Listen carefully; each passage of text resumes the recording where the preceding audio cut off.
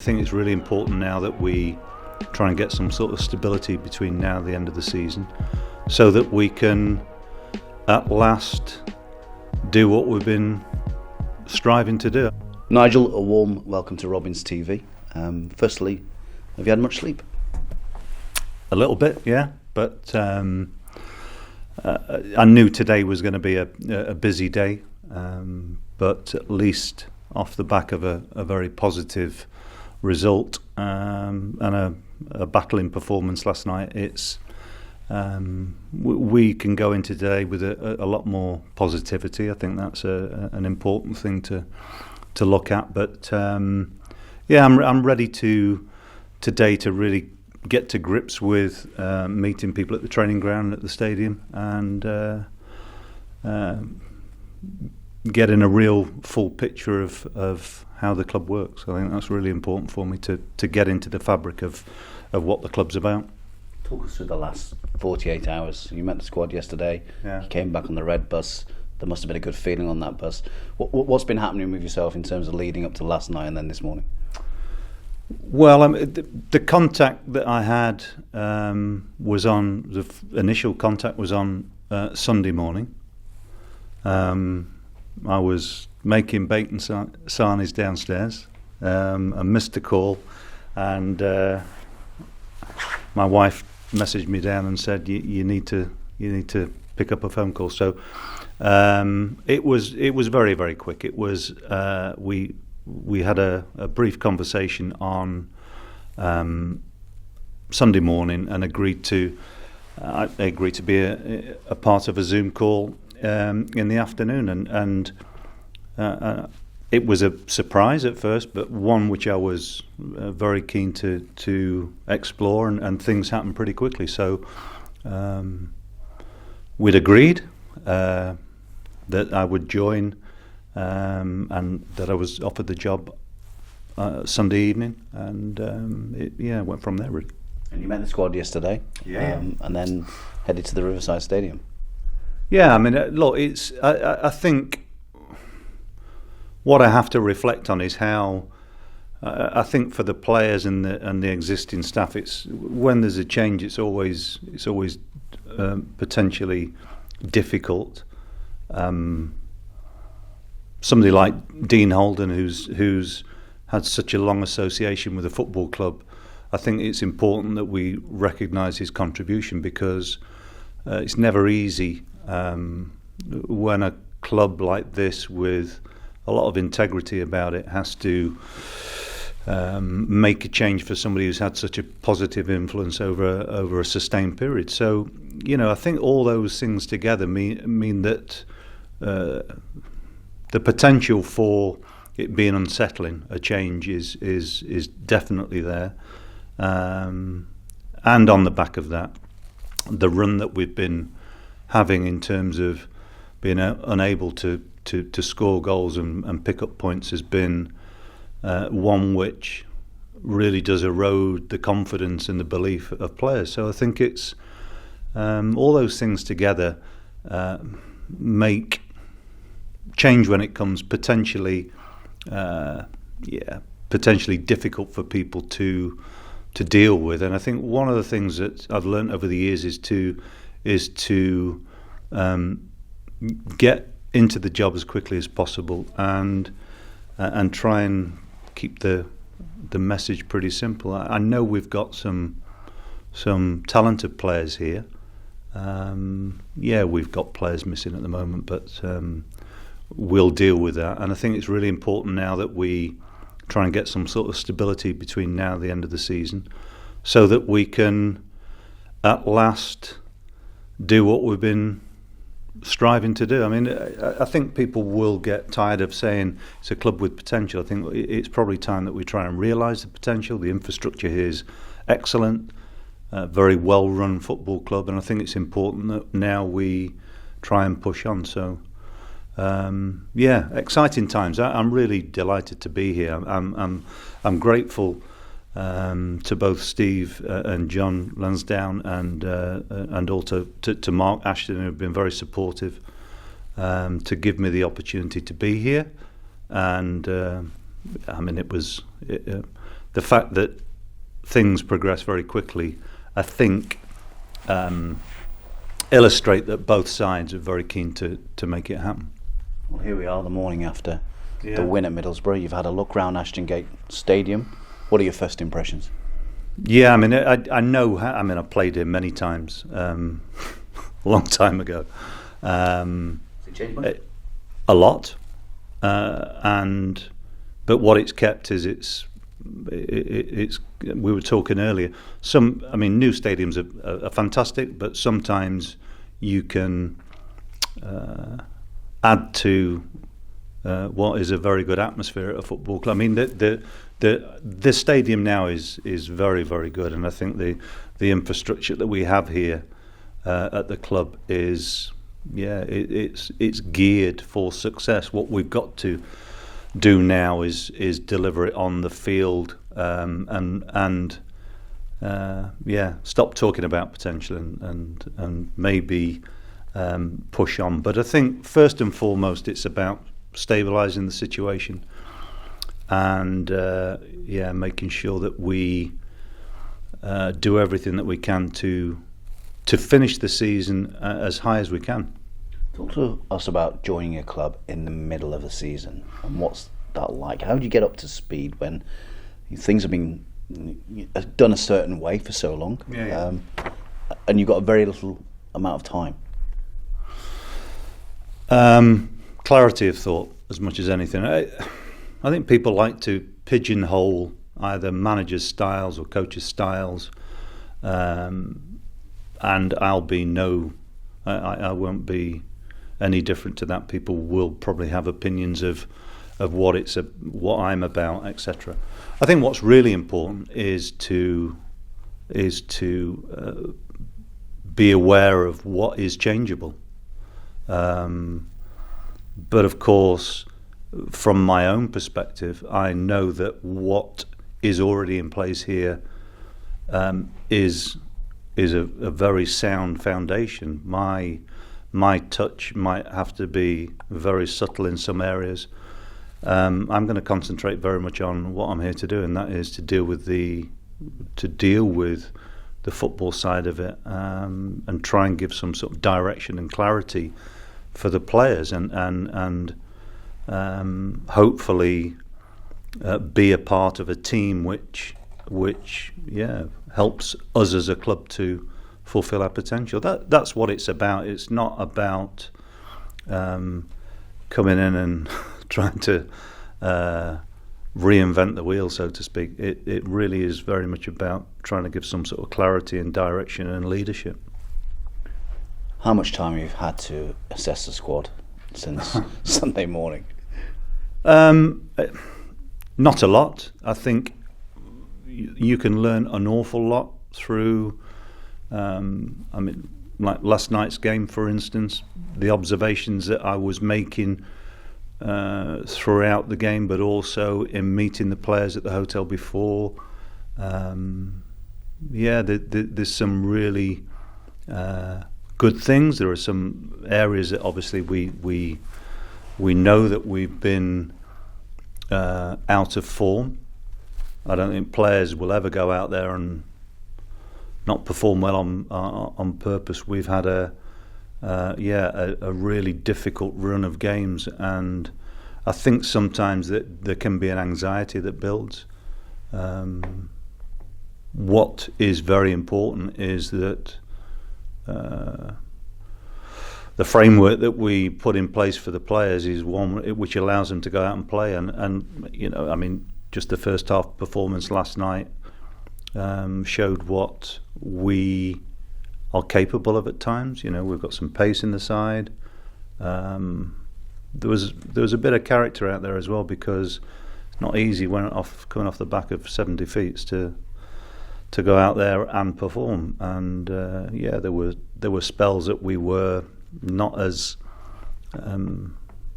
maybe not as compact as we could be, but it was a good performance, a good response. I'm really pleased for the coaching staff, because I think the preparation in the build up to last night's game was again difficult.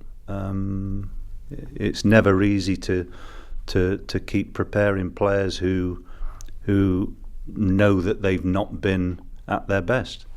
All these things together, look, it very much is a point now that we need to try and kick on from this position. But look, I'm not naive. It's we have our difficulties in terms of having availability of players, but what it does, I always say to players that when somebody's unavailable, it gives an opportunity for somebody else. For me, it's a case of we are in the situation that we're in. Let's not spend too much time looking at the negative aspects of that. Let's do something about it ourselves.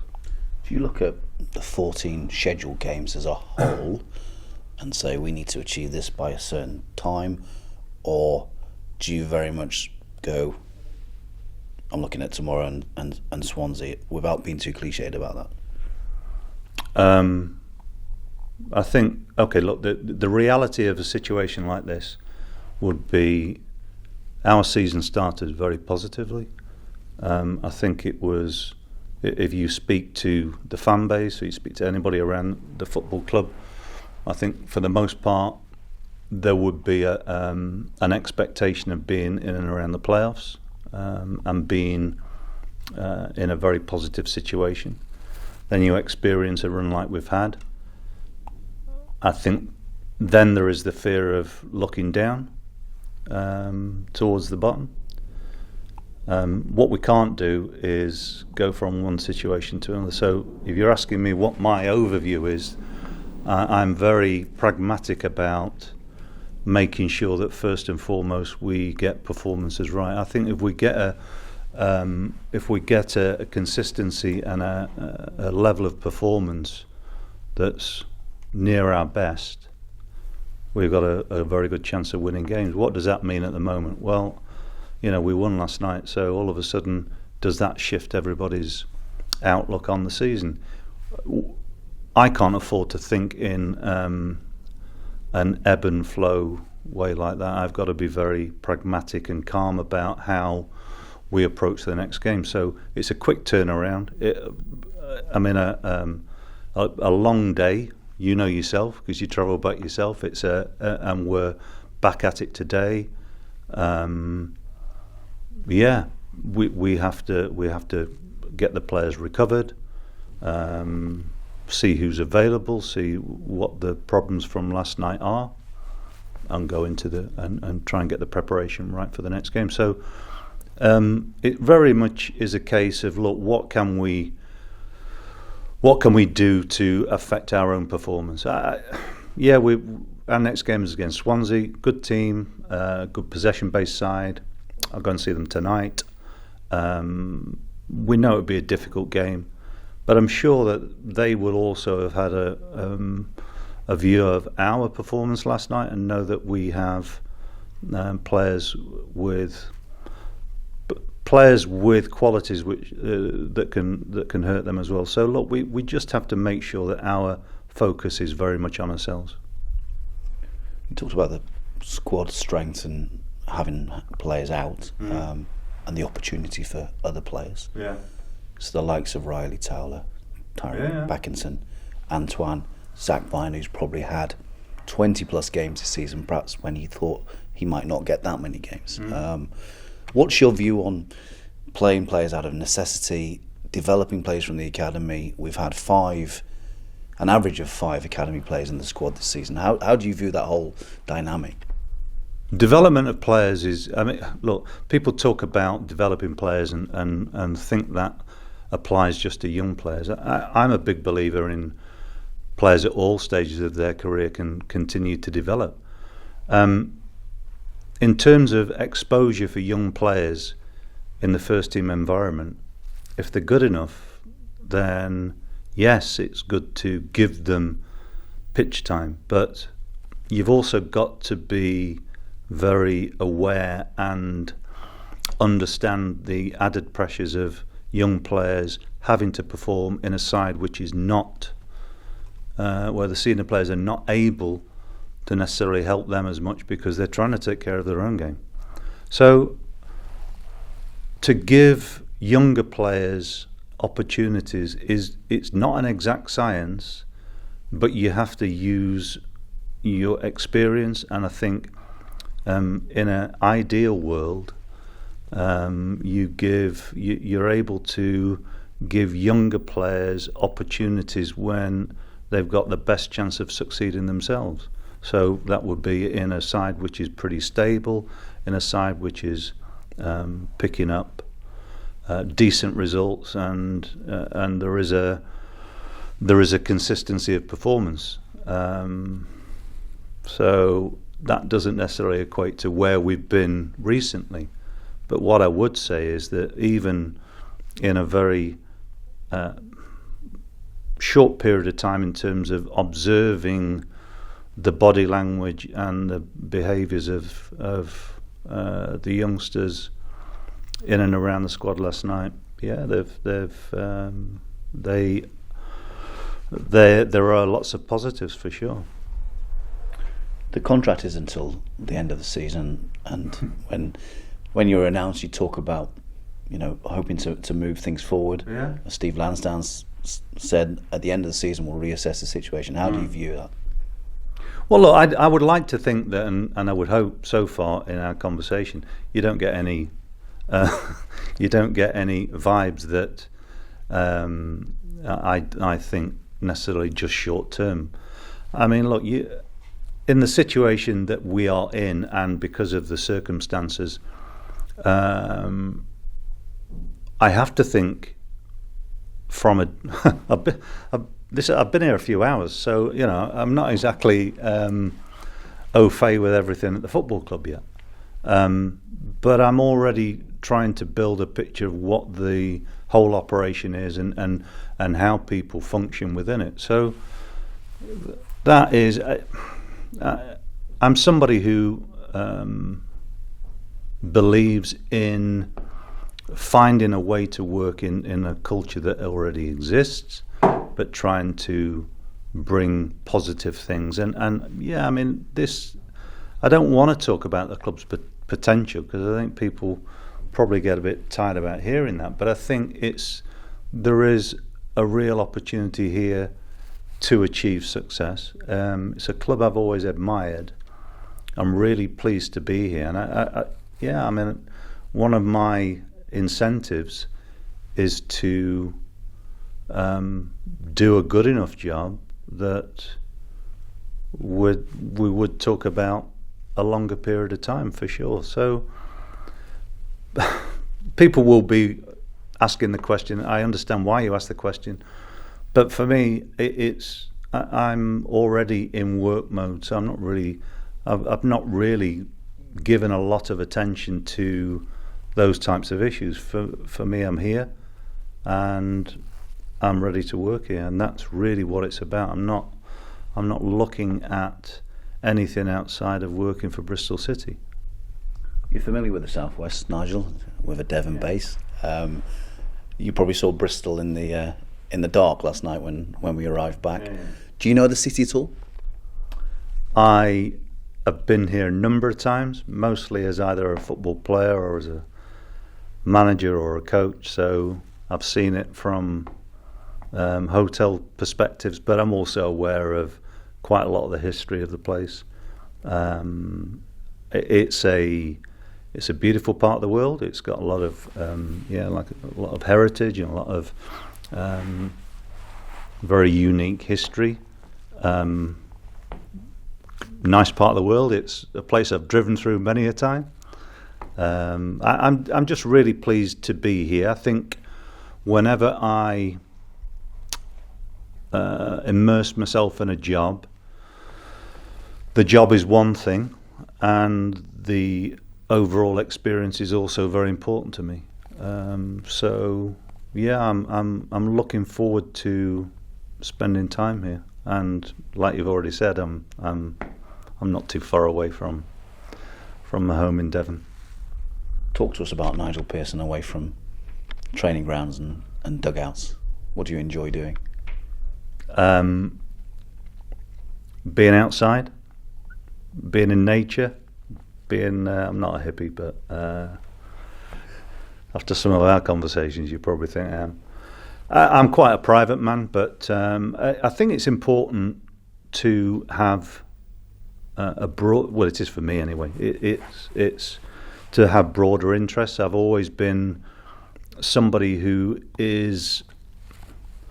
My life is not just football.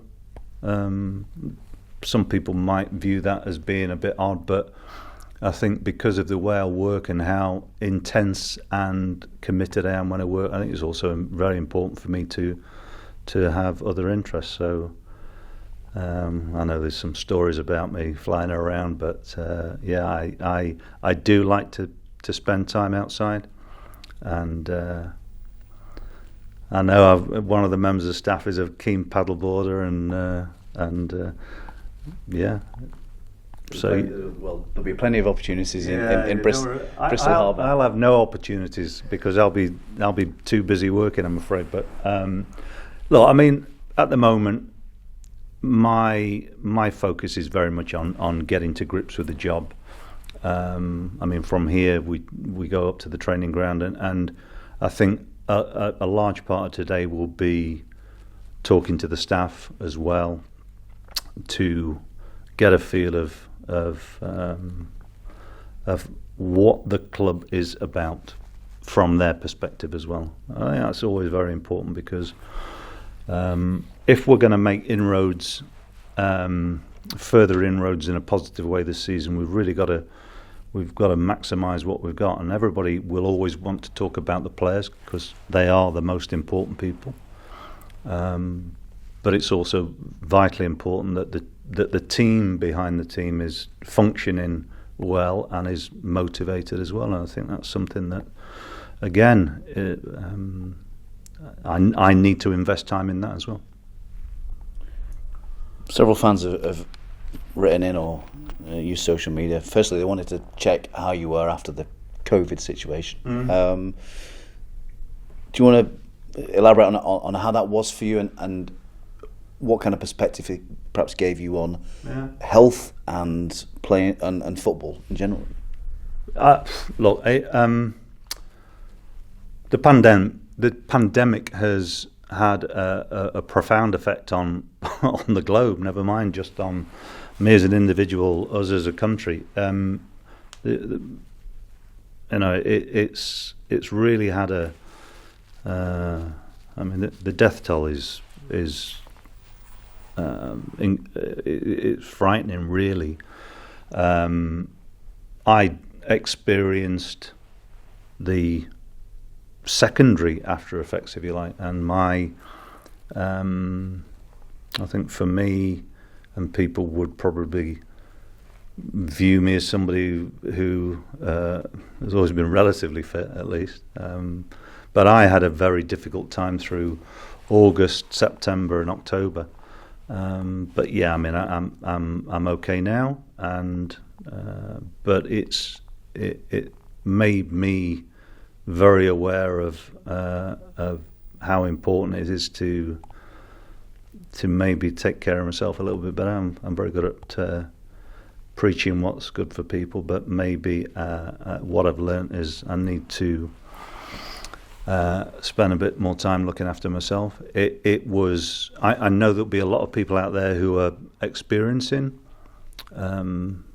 People are calling it long COVID. I think it affects people in different ways. I mean, ultimately, for me, that my immune system was just totally decimated, and I think what then happens, or happened to me, and anecdotally when I spoke to other people, things have happened to them. So if you've got underlying issues, then yes, that tends to be the next step, and not a pleasant experience, but with a lot of support through the LMA in particular, I've been able to recover, and I feel okay again now. So look out.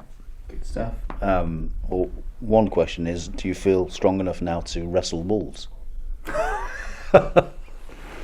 Well, they weren't wolves; they were dogs. Clear But let me tell you, I still get spooked a bit now. But Where were you?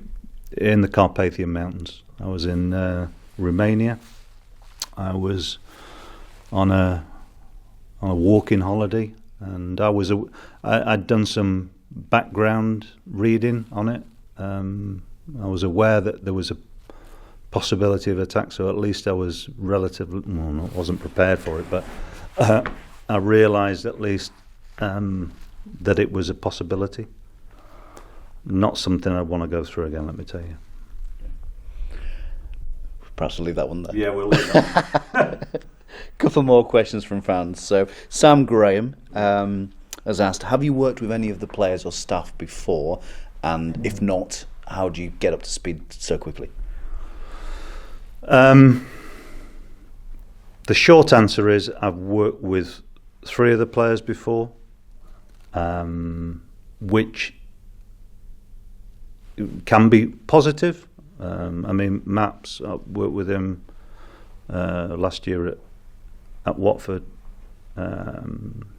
Andy Wyman, to give it its correct pronunciation, and Chris Martin at Derby. But look, I'm also I also take the view that it's really important to look at people's possibilities in the context that we are now. So, I mean, everybody has opportunity to change and to make good impressions or the opposite as well. So for me, it's one of those where I don't see it as being necessarily a disadvantage not to know people too well. I actually enjoy the possibility of looking at things through my own eyes, hearing and taking on board other people's opinions of players as well. And I'll come up to speed as quick as I can by working closely with the players, but also listening as well and hearing to other people's opinions. But ultimately, I'm a big believer in making my own mind up and giving people the opportunity to showcase what they can bring, and that's really what it's about. My job now is to facilitate the team to play as well as it can. I'm a part of a team myself. I think you've said in the past that fans play a huge part in football club. The government have said that in mid-May we may have some fans back in the stadium. How much have you and do you think the game missed supporters? I don't think we can measure it. It's been done out of necessity, but let's be honest, as a product, it's just not the same. We play, we're in. Fans might not always agree with it. It's the entertainment business. It's a sporting business, but it's about working in. It's like live theatre. So, out of necessity and for the game to survive, we have to negotiate what it will be almost a full season without the fans, and certainly the latter part of last season. It's just so difficult when football clubs are very often the one. Rugby clubs, football clubs are quite often the focal point of a community. The fan base here, I think, would surprise many people from other parts of the country. We played at Middlesbrough last night. I played for Middlesbrough in the 90s, and I don't think people would understand how much a part of the community and the effect that it can have on the community that sports teams, football teams, very, very much so can have. So it's vital that at some point we get the fans back in, because it's just not the same without them. Having said that, like I've said, we have to negotiate this situation, because it's really important that football survives in the format that it currently, or that it's been in. I do worry that many clubs will struggle to survive. We're very fortunate that the infrastructure of our football club and our owners are very keen to make sure that our club functions in as close to a normal way as possible, and I think that's something that we shouldn't forget, and we should be very grateful for. But look, I don't think anybody who works in the game can quantify what it means to have the fans back, but what it's made me realise is just how important it is. It's very difficult, I think, at times for players. You've got to remember, there are players who just thrive on atmosphere. There are managers who thrive on it as well, play up to it, and it's a part of the whole experience. There are some players, I'm sure, who have probably benefited as well from the change in atmosphere. It is hard to really put a finger and to, like I say, to quantify what it means, but it is vital that we do get back to having people being able to observe what they see and either like it or not like it, because that's a part of it. Well, let's hope those fans are back soon. Final question, Nigel, from Rob of South Bristol fame is: what 3 people from history would you like to have dinner with them? Oh, good one. If you could, in a socially distanced kind of way. 3 people from history. From history? Or currently, possibly. Yeah, really good question. Winston Churchill, definitely.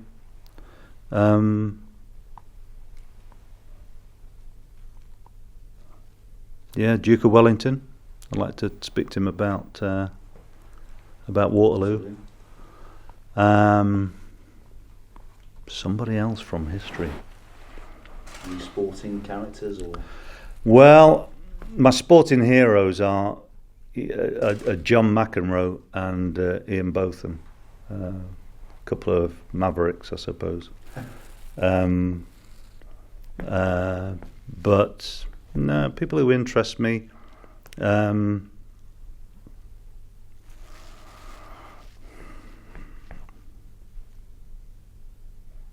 Probably another member of royalty, maybe somebody like Henry VIII. Yeah, ask him about his marital problems. Great stuff. Nigel, thank you so much for joining us on Robins TV, and all the best from everyone at Bristol City. Thank you very much. Cheers. Thanks for your support.